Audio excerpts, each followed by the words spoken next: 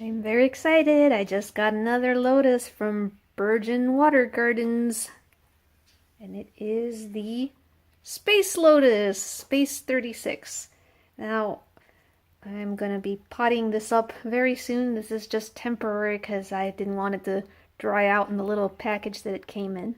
And what's special about this lotus, the story goes that this was a seed that the Chinese took up to the space station and they sprouted it up in space and then brought it back and have propagated it through cloning. So this is actually an alien plant. Pretty cool. But I don't know how true that is because I can't find anything about it in the literature. I've looked up all kinds of plants grown on the space station, and the only time I find anything about this is on plant sites. So I question if this is something that is made up by the plant nurseries just to sell more plants, or if it is true, then maybe the Chinese aren't talking much about it. Although growing food in outer space, I don't see why that would be a national security risk. As of now, I just take it as a cool science fiction story, something that the nurseries are doing to just, prop their sales. Apparently it worked on me because I'm a sci-fi fan. And, but it'd be great if it were true. I also just got this Sarracenia, also a purchase from Virgin Water Gardens, and this one's called, it's a hybrid, it's called Sarracenia Mystery, and the reason is because the parentage is unknown, and it's a pretty cool looking little plant. It's about as big as it gets, and I am planning to plant it with my other two Sarracenias into this bigger pot and make this like a bog garden. It has a well down there where it'll hold water, but when it gets too much water, it will overflow and come out through these little slits. So that, I think, would be perfect for a bog garden. And that should look great. So I have some potting up to do.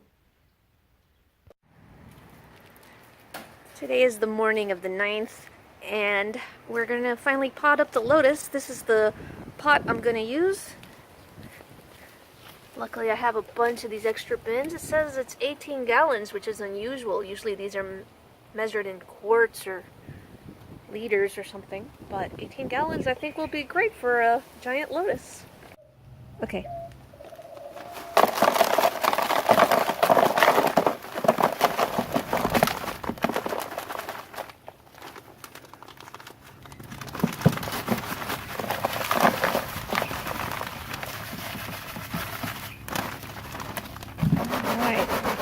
Definitely gonna need more.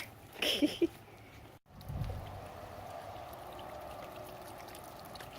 let's stop right there.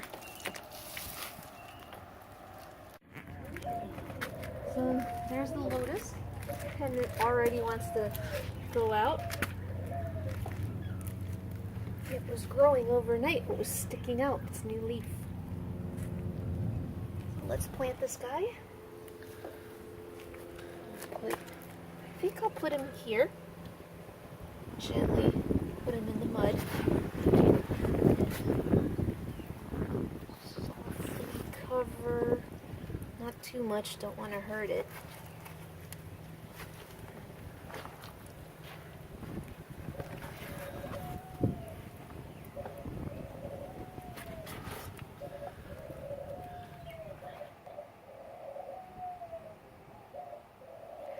Well, the rain finally stopped, and here's the finished lotus bucket. And I have strained it using a kitchen strainer that we bought specifically for cleaning out the water gardens, but the size of the net is too big, and a lot of the stuff still didn't come out with it. And here is the finished Sarracenia bog garden. I think it turned out really nice. So it's kind of interesting to me that I got one of the smallest micro lotus here, and then soon will be one of the largest, coming out of that tub, and we got our first leaf, so I'm happy about that. The color isn't that great on it. It's rather pale. I hope it'll be okay. And I think I'm learning that with these lotus, the way that the soil you put in there, it just, water probably will never ever clear up. Don't know if they'll ever have clear water, but the hope is that they'll make so many leaves that you won't get to see the dirty water. The little baby Sarracenias are coming along. This new mystery, it's nice. It's got a little flower, so that'll be nice if that opens up. So there you go. Those are the new plants.